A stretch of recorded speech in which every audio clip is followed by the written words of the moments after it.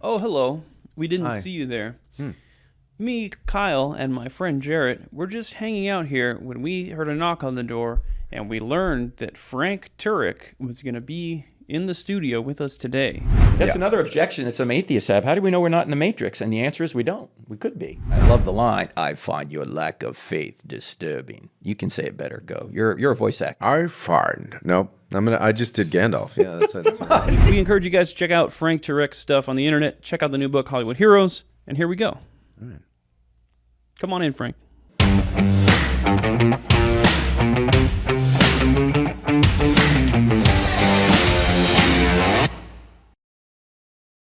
Welcome back, Frank Turek. It's great to have you again. In the new studio, ladies and gentlemen. I say welcome back, except this is your first time here. It is the Babylon Bee headquarters. Yeah. You have the honor of being like the second person here, so you were second on our Why didn't you invite me first? You're second in our hearts. Second. But we're going to dive in with a fun discussion today. We've done, apologetics discussions with you and all that boring stuff. But today we're going to talk about Hollywood superheroes. So you have a new book, Hollywood Heroes. It talks about how movies point to Christ, yes? That's right. Yeah. The subtitle is How Your Favorite Movies Reveal God. And my son, who's in the Air Force and also a seminary grad, he got his seminary degree from Southern Evangelical Seminary where I went, while he was still in the Air Force.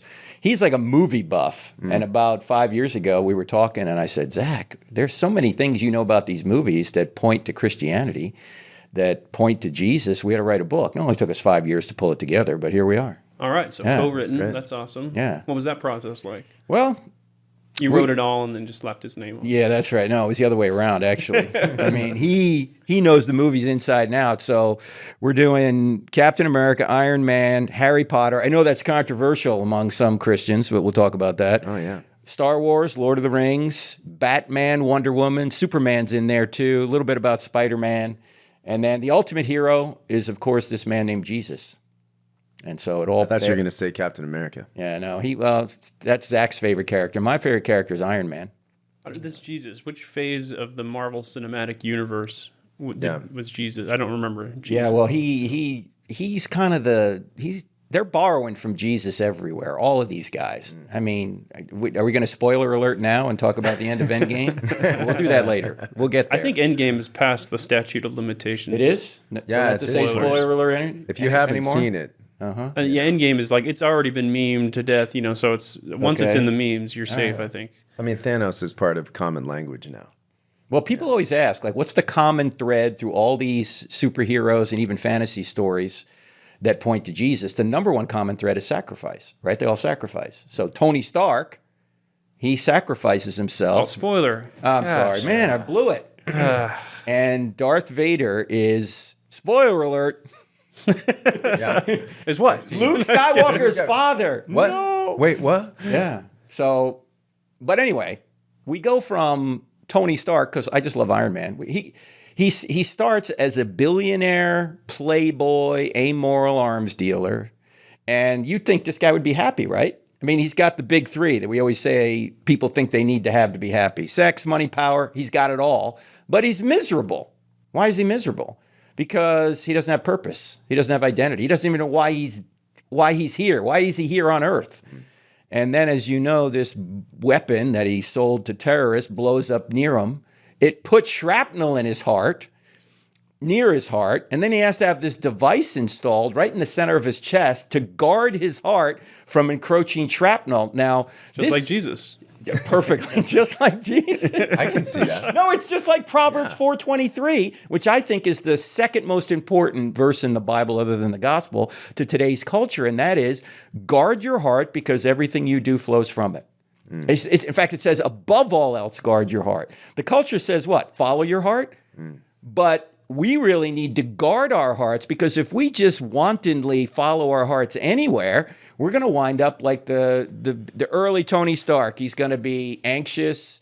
He's going to be depressed. He's going to not have any direction. He's going to suffer from PTSD or whatever it is. PTSD. PTSD, thanks. Whatever that thing is. Yeah, he's whacked out, right? And it's only when he guards his heart and he focuses on what's really important can he then become a hero who at the end of Endgame sacrifices himself to save the world. So the frank or the message translation of Proverbs 4 is install an arc reactor in your heart. Right there. right there. And if that thing fails, right, he dies. That's right. So if you don't guard your heart, you die. And he gets upgrades on it too. So maybe that's like sanctification. Upgrade your arc reactor. It is true, man. There's sanctification throughout Iron Man. There's no sanctification in Captain America, right? No, He's perfect from the beginning. He becomes a new creation. Who does? Captain America, that's it. Well, yeah, he's got a glorified body. He does. He does get that. You're right. But he's the guy who's going to jump on a grenade for you from the beginning, not Tony Stark. Well, which I love this because I love Captain America because it seems like human beings have to start in weakness. This is the way God designed us. Oh. And now you probably already answered this question, but I would say like human beings sort of start in weakness, and then there's something about weakness that God values, and so he gives us these weak bodies. He gives us a super serum, and then he gives us super serum in our new bodies. And if we get the super serum without having the weakness, maybe we wouldn't understand our new glorified bodies or something. If you were born with the super, it seems to make sense to me. If everybody's super, then nobody is. I like that. Very I think good. there's a TV show there. You're like a philosopher over there. That's from The Incredibles, man. Oh, that's right. That's from The Incredibles. Goodness. Yeah, is that in your book, The Incredibles? No Incredibles, but you just mentioned weakness. That's a big theme of Lord of the Rings. If you're like me, the first thing you do when you get up is you pull out your phone and you start playing a video game, or you start scrolling Facebook and Twitter, and it starts infecting your brain. And instead, you should consider opening the Abide app and starting your day in the spirit and peace of Christ in the Bible. Abide is the #1 Christian meditation app. Abide users report less stress, lower levels of anxiety and depression, and better sleep. For a limited time, our listeners get 25% off a premium subscription when you visit abide.co/Babylon. Whether it's the start of the day and you want to start the day right by getting some scripture in your mind, or it's the end of the day and you want to just kind of doze off while you hear God's word and some meditations from scripture, we encourage you to join the millions of people using Abide. You can get started now with 25% off a premium subscription by downloading the Abide app at abide.co/Babylon. You'll get additional stories and meditations, premium music, soothing sounds.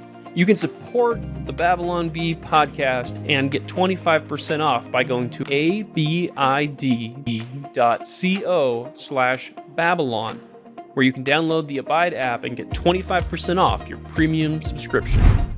Right? Who's the hero of Lord of the Rings according to Tolkien? Who do you think it is? Well, Samwise Gamgee. You're on it, man. Jarret, you're on it. Well, he wrote a letter to to that effect, but he had some conflicting thoughts on it, I think. Who else would Tolkien. it be? Well, Frodo?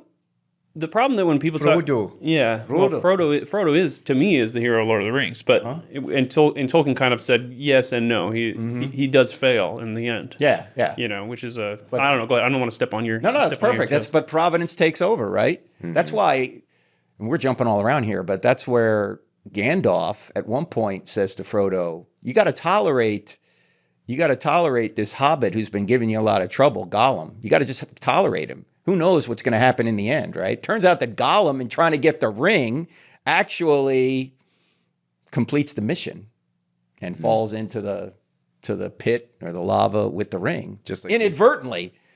And they should have gotten rid of Gollum, a long time ago because all the evil he was doing, but they don't. And it turns out that one guy trying to do evil actually results in good, which shows you that, from the act of mercy that Bilbo had done, and then Frodo had done. And Frodo at the beginning says, "Why didn't Bilbo kill Gollum when he had the chance?" That's right.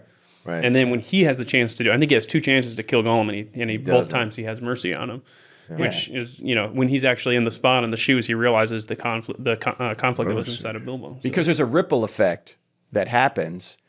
And a lot of times we can't see it, right? We can't see the ripple effect. Why did God allow this evil thing to occur? But sometimes allowing an evil thing to occur or someone not getting punishment when they should will ripple forward to actually bring forth good later. That's what happens in Lord of the Rings. And Tolkien uses the weak characters to succeed. Why is weakness? Why does Paul say, well, when I'm weak, I'm strong? Because then I depend on God. When I'm strong, I don't depend on God. I got this, God. I don't need you. I can do it myself. But what do Frodo and Sam have to do? They got to rely on everybody else to accomplish the mission. Got to rely on Gandalf, got to rely on Aragorn to make sure the orcs are out of Mordor, got to rely on other people to get things done. That's what we have to do too. People who are stronger than us or God, we have to rely on to get things done. If we think we got it, we don't. But the Hobbit movies are from Satan. I agree. Right. Did not like Just that. like Harry Potter. That's right. Just like Harry Potter. So satanic. And what do you think? The Amazon Lord of the Rings? How's that going to be? Satan. Oh, Direct from satanic. Satan? Yeah, Okay. also Satan. Everything That's like somebody trying to redo a classic like Pilgrim's Progress or something. You just can't do that. The hubris. Yeah, the hubris of somebody that would try and do that. How dare they? To do something like that is pretty. Yeah. It's pretty. A lot of arrogance there. Yeah.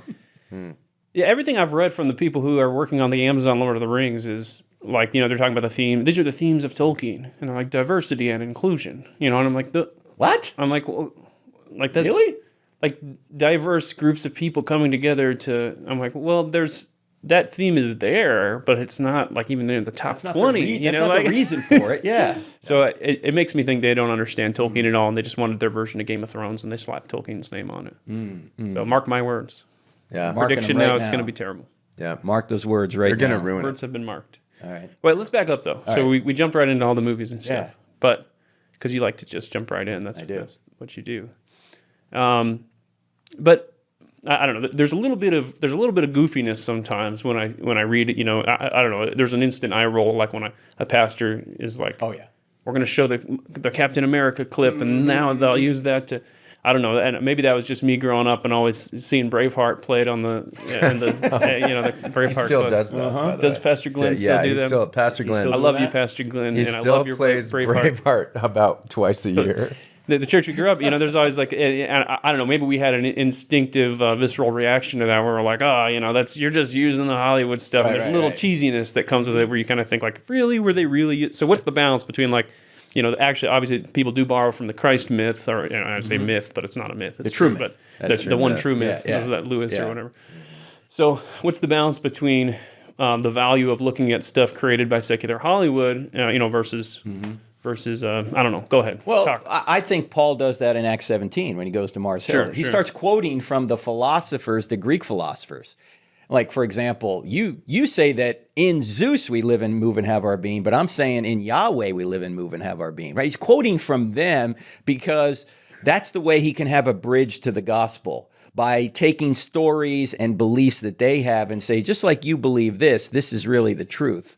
And so I think you can do that. I also think that Jesus, through parables, is using fictional stories to communicate a moral or theological truth. For example, if we were back with Jesus right now and he just told us the Good Samaritan parable, if we said, "Hey, Jesus, what was the Good Samaritan's name?" He'd go, "What are you talking about?"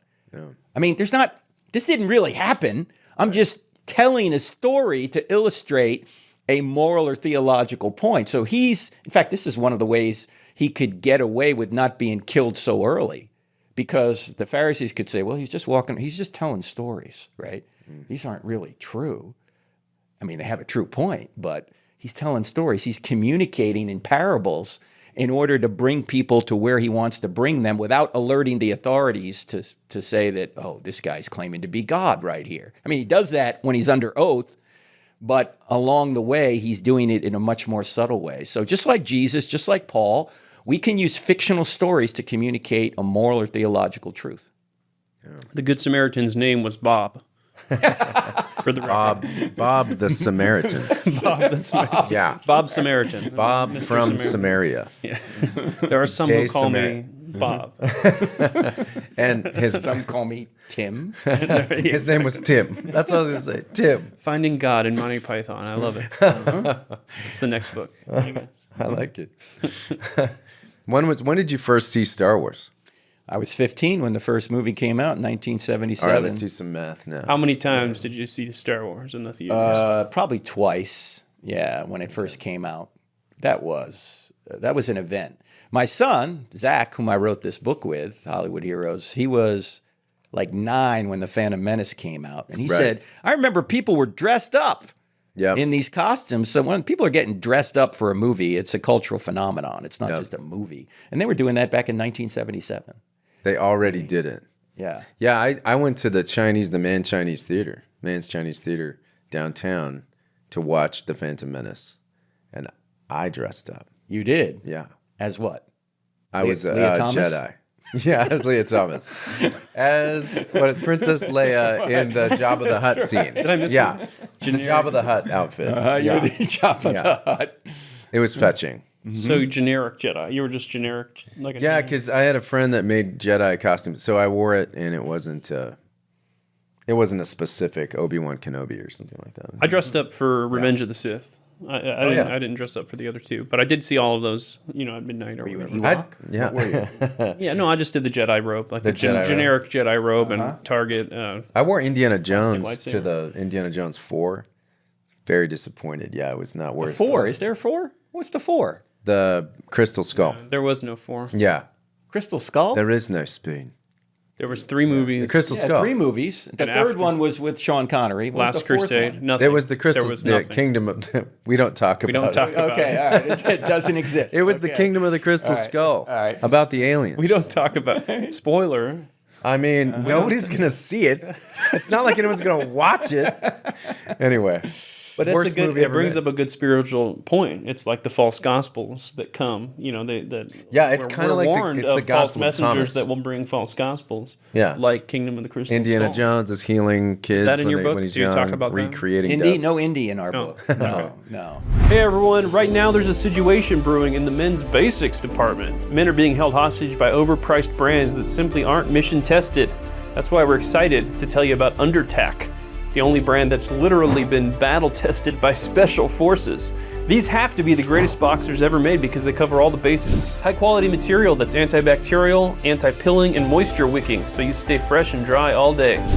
A quick release fly and a secret pocket in the extra wide waistband for cash or tactical necessities. Undertac is durable, ultra light, fade resistant, and shrink resistant. And here's the best part, they're almost 30% less than the competition. Go to getundertac.com, that's getundertac.com right now, and you can save 20% off your order with the offer code B20, that's BEE20. Satisfaction guaranteed or your money back. This is a great American company that's unapologetically pro-America, pro-Second Amendment, and pro-military. GetUndertac.com. That's GetUndertac.com, and your offer code is B20. Is there any Star Wars in your book? Yes, a whole There's chapter Star Wars. on Star Wars. Okay. Yeah, we love Star Wars. Oh, good. So You got a who's- question on Star Wars right here on the teleprompter. Go ahead. I yeah, don't where's that? really. You can't read it? Huh. It's there. Oh, there's a lot of Star Wars. I was going to ask something else though. Are you? All right. Go ahead. Who's the Christ figure in Star Wars? Who is the Christ? There's no real central Christ figure, but there's redemption, Okay. right? You got obviously Darth Vader, but also Han Solo, right? Han Solo is Han. We call him Han. you call him Han? I say Han. I don't know if Han? that's correct or not. It's a perfect name for him, Solo, because he's just in it for himself, right? For He sure. doesn't want to be part of the team, you know. Right. Solo. Solo. That's right. That's right. Let's just get one thing straight, your worshipfulness. I'm in this for the money. I expect to be paid handsomely. Right? That's right. I'm not in it for your little Who are you calling scruffy looking? yeah. That was pretty good. Did you go was out pretty for the good. part when the Solo movie came out? I was only 15. I would No, when the Solo man. movie, you Solo could movie. have. Oh, Was it new Solo? but it was young Solo. You didn't, yeah. Young Solo. Yeah. Young Solo. Anyway, he has the best lines, don't you think? Oh, does for have the sure. best- Yeah. By far. Beloved I mean, character. Yeah, Yeah, for sure. yeah. Your worshipfulness, Yeah, that's great. right? Great. It's great. So anyway, but My hero. he's a rule bending skeptic. And in the beginning, he says, "Kid, there's no force. This is all simple tricks and nonsense. It's all mumbo jumbo, right? You got to have a good blaster at your side, kid." And It's then paraphrase, but just yeah, that's about something right. like that. Yeah.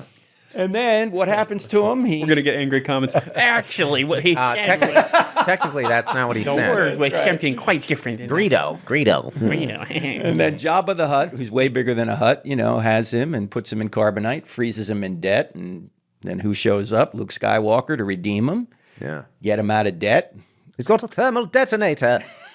That's pretty good. We're gonna do it. He's holding a thermal. He's holding it. That was a paraphrase too. That was paraphrase. Don't quote it if you're Does gonna anyone quote have it. does anyone have a good Darth Vader? Can you do a good Darth Vader? I mean, I could, but You do. I don't have a good one, but I love the line. I find your lack of faith disturbing. You can say it better. Go. You're a voice actor. I find. Nope. I just did Gandalf. Yeah, that's what Gandalf just came out. Wrong movie. That's it. Yeah, that's it. The Wrong apostles franchise. were. Well, quite so. I find your lack of faith disturbing. I find. I've never. Find your British. I find. Actually, you know what? I've never been good at Darth British Vader. royal person. I find your lack of faith. Just Quite so. Quite disturbing. Oh, da. It's almost C-3PO. Oh, da. No, I've actually never been able to do Darth Vader. It's too deep. It is. James Earl Jones is a voice beyond.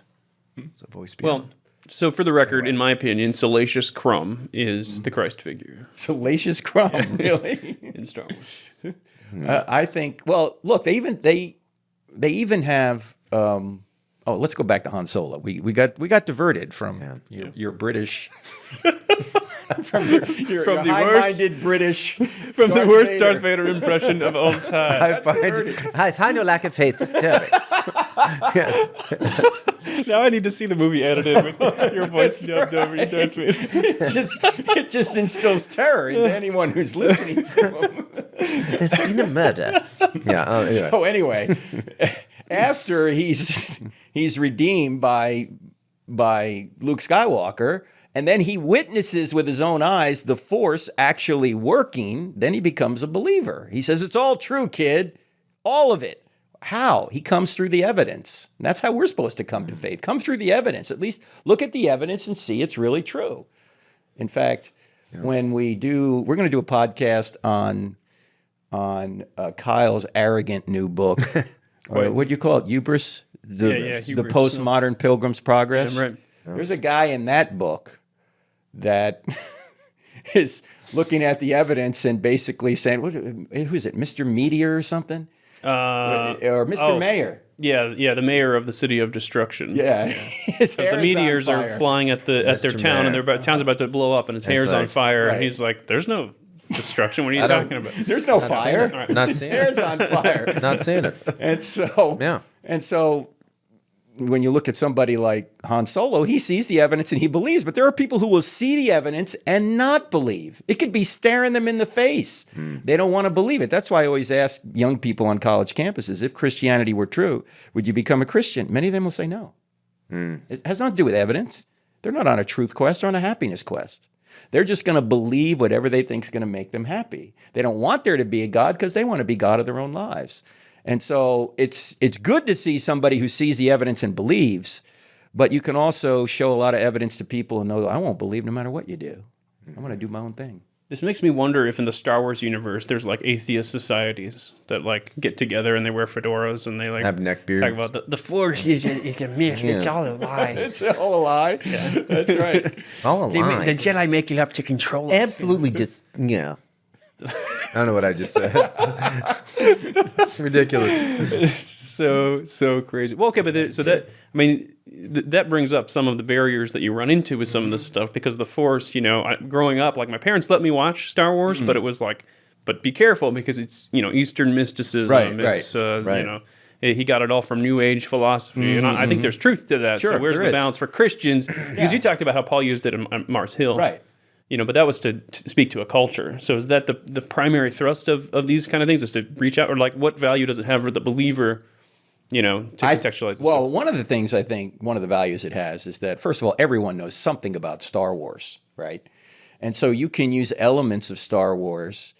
First of all, as Lucas himself says, even though he doesn't think there's any way to ground morality, he's not a philosopher, but he just assumes the Jedi are the good guys and the Sith are the bad guys, even though he says the Force has no authority, or it's not personal. It doesn't tell you what to do. It can't. It's an impersonal force, so it can't tell you what to do.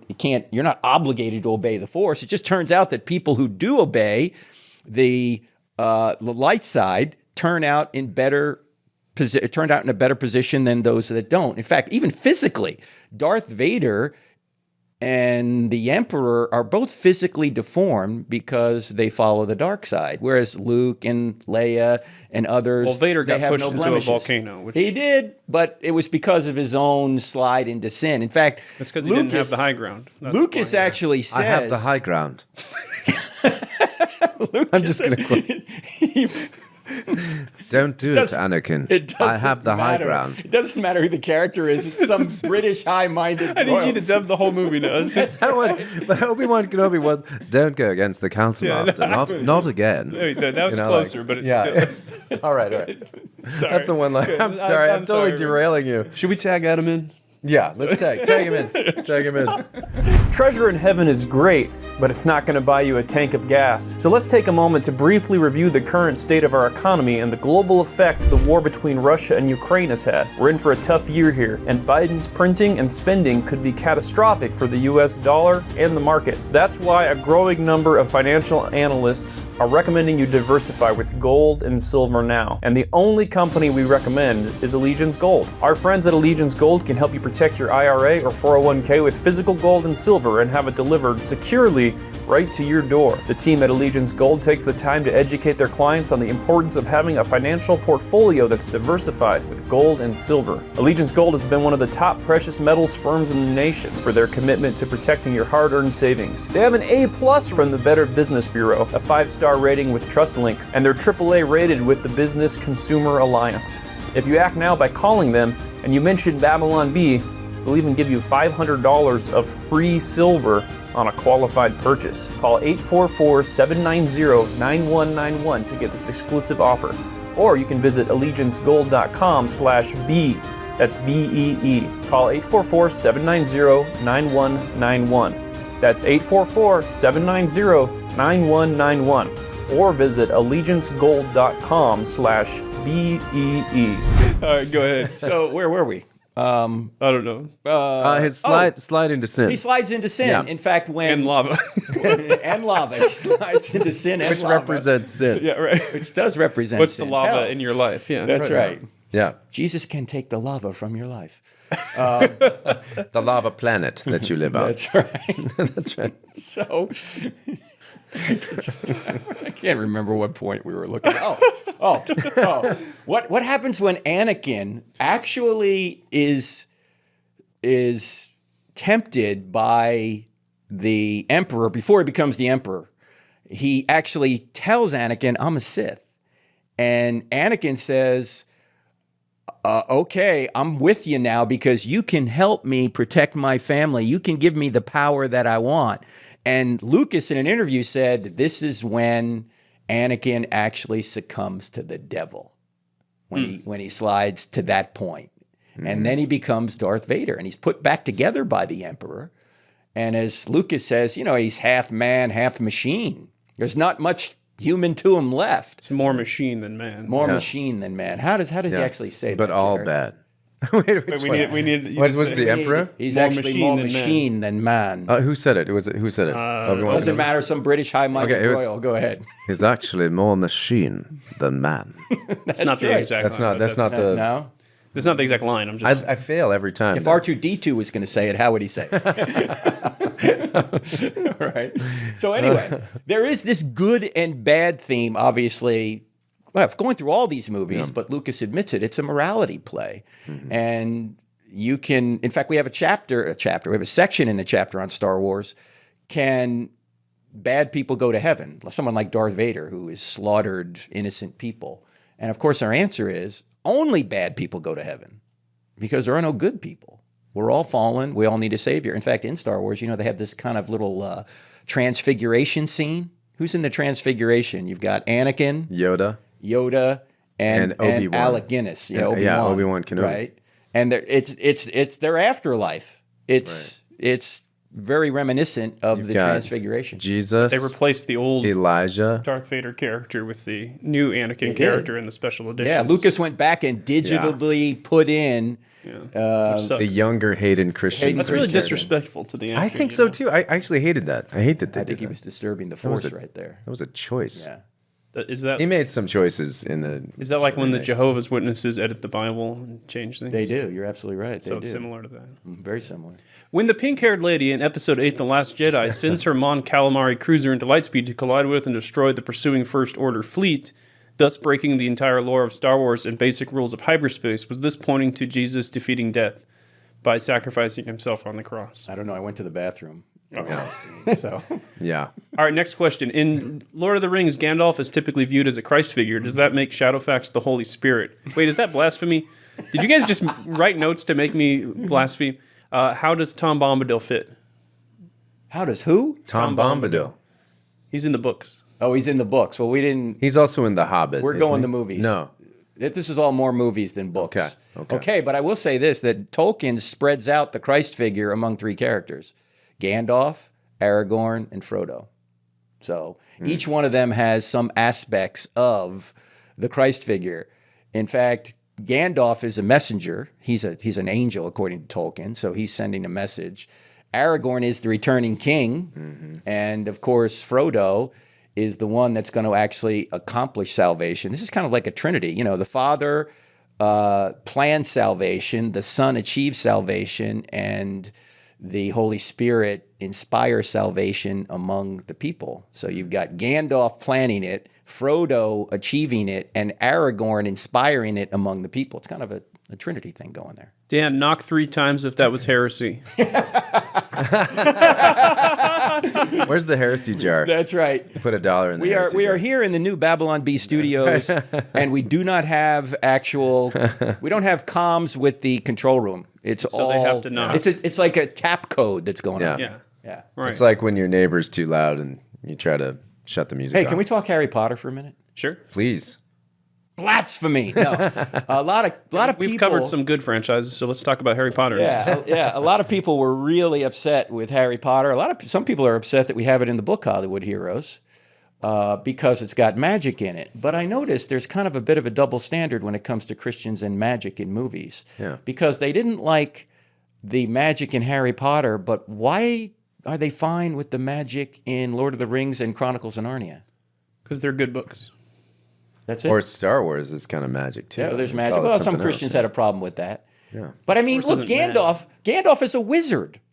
Yeah. I mean, Harry Potter's a wizard too. You're a wizard, Harry. That's right. Can you say that? Who said that? Hagrid. Hagrid. You're a wizard, Harry. No. Darth Vader Terrible. said it, actually. Sorry, you keep talking. Well, All right. Sorry. So in any event, quite the wizard, Harry. Sorry. the kind of magic in Harry Potter isn't necessarily a kind of occult that the Bible talks about. This is made up stuff out of J.K. Rowling's head. We don't think anybody can get on a broomstick and fly around and play a modified game of soccer in the air. I always kind of say it's like a superhero. They're kind of like superheroes. Yeah. You know, they have powers, but it's not. Now, It's not magic where it's like occult, where it's like this transaction between a devil and. although in the last Harry Potter movie, they did try and contact the dead once, but that didn't go anywhere.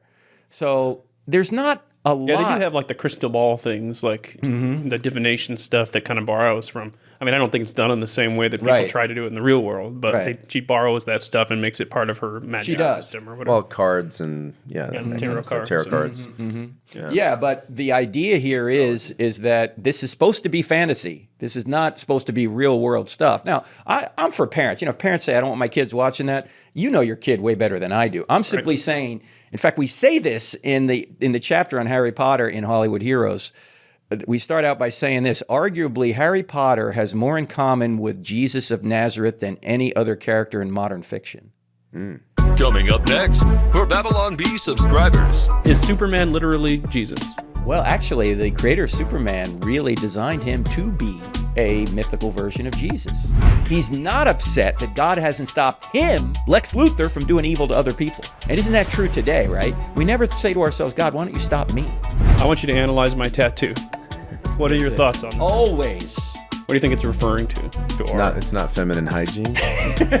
This has been another edition of the Bee Weekly from the dedicated team of certified fake news journalists you can trust here at the Babylon Bee. Reminding you that someone out there knows something about Carmen, and we're going to find them.